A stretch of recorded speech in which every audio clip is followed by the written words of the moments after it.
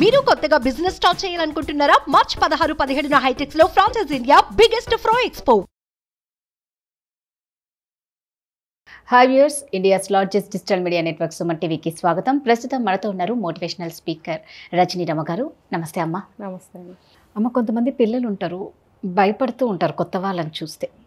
అంటే నలుగురితో సరిగ్గా మూవ్ అవ్వలేరనమాట, కలవలేరు. ఏదో ఒక్క స్మైల్ ఇస్తారు, వెళ్ళిపోతారు. కొందరు స్మైల్ ఇవ్వడం కష్టం, దించిన తల ఎత్తడం కూడా కష్టం, వెళ్ళిపోతారు. మనుషులు చూడంగానే లోపలికి వెళ్ళిపోతారు. అంటే వాళ్ళు పాపం ఒక ఫ్రెండ్లీ నేచర్ అనేది మిస్ అవుతూ ఉంటారనే చెప్పుకోవాలి వాళ్ళలో.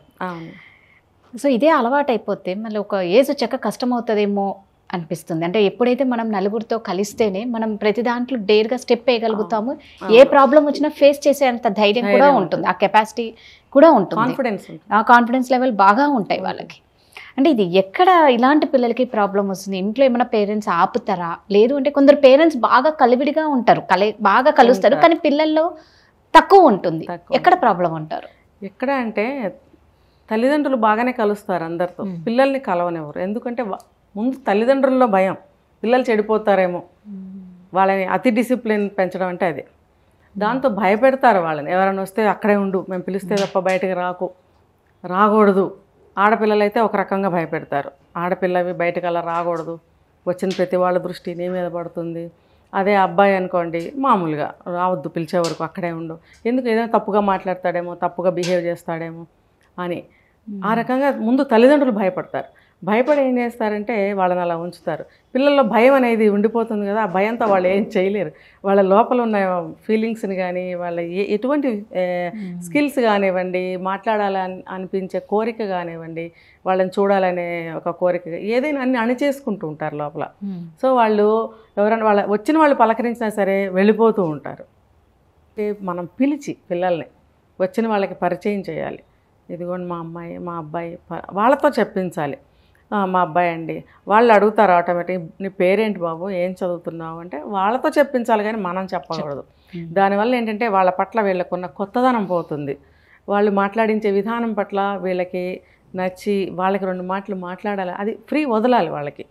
ప్రతిదాన్ని బంధిస్తే ఏమవుతుందంటే వాళ్ళలో ఉన్న ఏదైనా సరే ఒక స్కిల్స్ అనేవి బయటికి రావండి, వాళ్ళని అణిచివేయటమే అవుతుంది.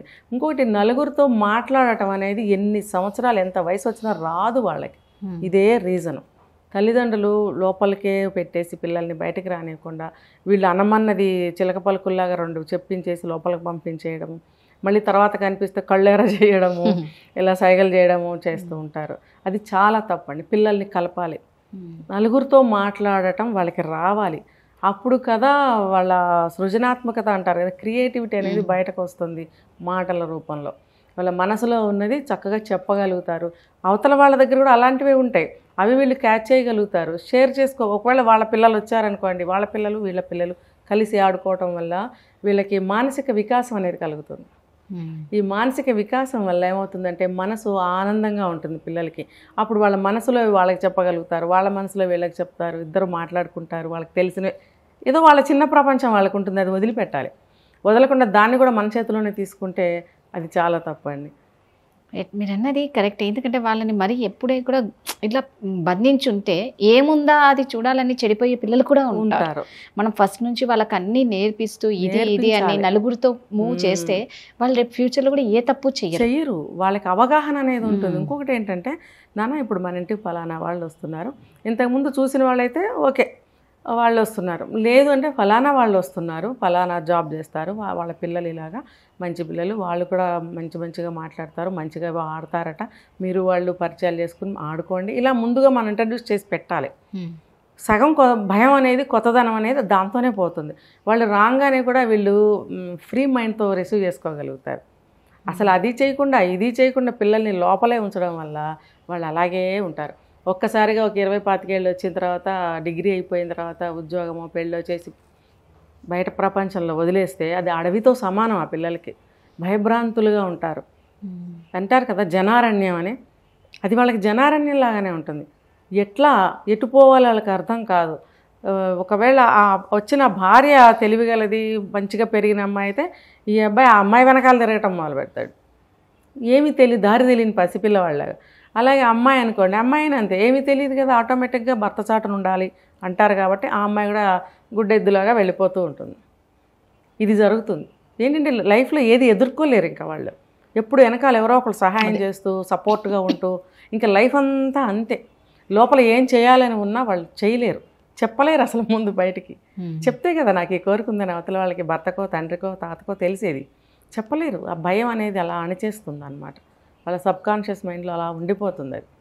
సో నలుగురితో కలవనివ్వాలి, వాళ్ళు మాట్లాడనివ్వండి. తప్పు జరిగిన తర్వాత కదా నాన్న అలా మాట్లాడకూడదు, ఇలా అనుండాల్సిందే అని సరిచేయాలి వాళ్ళు. సరిచేసినట్టయితే నెక్స్ట్ టైం ఖచ్చితంగా ఆ పిల్లవాడు సరి చేసుకుంటాడు.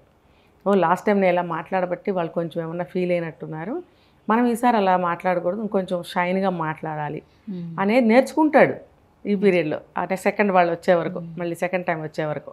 అంతేగాని పిల్లల్ని మాట్లాడనీయకుండా, నలుగురిలో కలవనీయకుండా, ఇంకా వాళ్ళకి ఎన్నో చూపించాలి పేరెంట్స్ అనేవాళ్ళు.